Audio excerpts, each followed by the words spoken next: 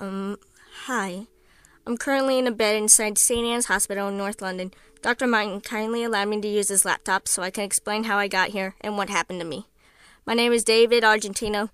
I'm 16 years old, and apparently I'm suffering from a mental illness of some kind. There was only so much I could take in from the doctor's words in the opposite patient room, since I have a bloody massive headache. I've been given a fair amount of ibuprofen, but this headache seems permanent. But I don't care. I absolutely must get this written down at all costs. Anyways, you might be wondering how I got here. Here's my story. About 4 nights ago, I went upstairs to the loft and took my old school books to the burning pile. I just finished my GCSEs, and like all my friends, hated every single project I did. Math, history, English, especially English, you name it. I really hated it. So I found the books exactly where I left them a few months back, or jumped, more like, in a corner of the room that was old and there was enough dust to make a cotton candy. I scorned this moment and looked at them again, except I knew this would be the last time I'd seen to look back at them. So I collected them underneath one arm. Disgusting. I considered changing clothes shortly afterwards. But then something caught my eye. I'm really not sure how I noticed it, but I remember being so intrigued by it that I dropped all my books on the loft floor and picked it up. It was a red CD-ROM case, about the size of an average book. There were no words of any kind, but when I turned it over on the other side, saw it all, I was kind of excited. It looked like a computer game that was owned by the previous house owners that had left it behind. Since I absolutely loved computers at the time, I was intrigued by giving it a try on my Dell. But when I opened the case, the disc inside lacked of any kind of artistic illustration. Instead, just a plain white color with some text written on the marker. With a marker pen, the words were Chatroom 98. I wasn't exactly pleased when I learned this wasn't a game, but since someone had actually thought through the effort to make it a chat room disc, rather than the vast that room available on the internet, I concluded it would be something different. That I got right. Having kicked the worthless books from the attic ladder, I inserted the disc inside my old laptop. After a brief moment, the red box with no text appeared. I wasn't sure what to make of it at first, but it seemed to linger there for half a minute. Then the screen went black for a brief moment and flashed. The words, "Welcome to Chatroom 98, appeared on the top center of the screen. Chatroom 98? What was the significance of the number? Then what appeared to be a white text box opened up the center. I don't know what to type, so I randomly put, "Hello." I didn't expect any kind of person to respond, but I got one. The person whose name was Jarwin Clark responded, "Good afternoon." There was no possible way that this person was real. It seemed like I was the only professor of the chat room disc. Then I realized it was one of those chatbots, a software designed to simulate an intelligent conversation with whoever talks to it. ICT was the only thing that I was good at. I still thought it was strange, though. I'd only lived with the current house for 6 years, but I had never encountered this red box in my entire life. I suppose the house's previous owners must have owned it, but it's not like they owned a computer unless they counted the smashed in pieces one that I had thrown away at the dump when we first arrived.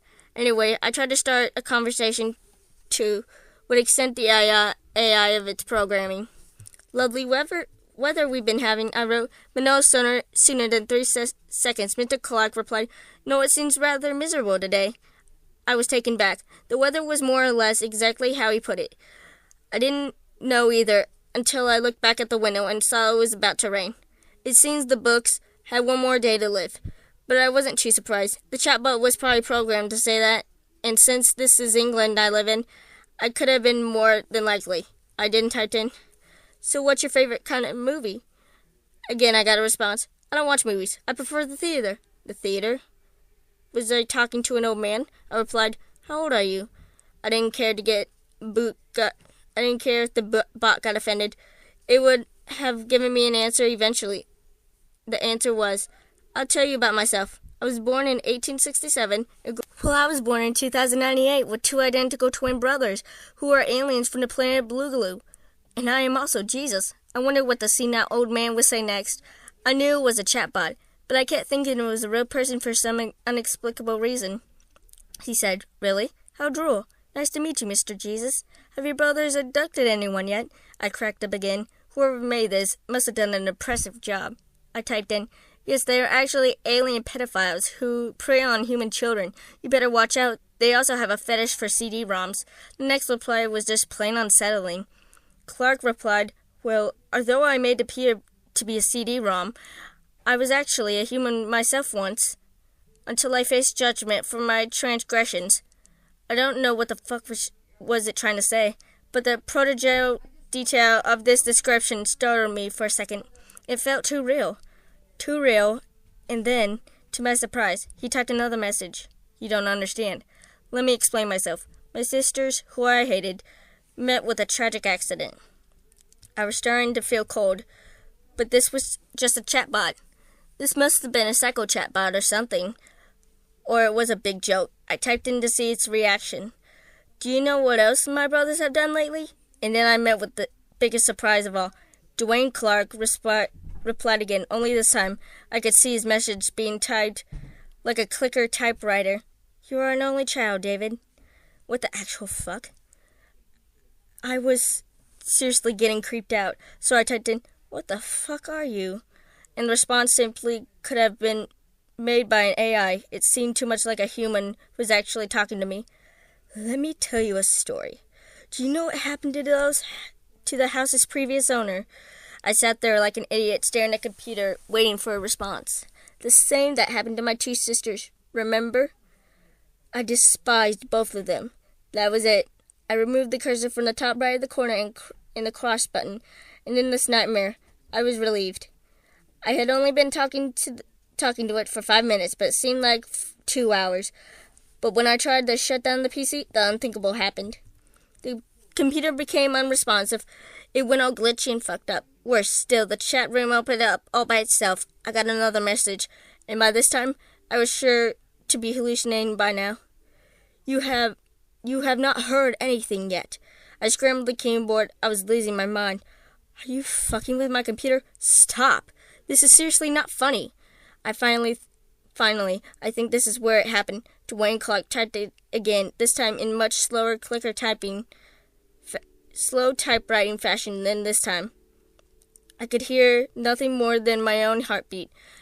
It intensified more and more with each pressing letter. My face was particularly melted with sweat.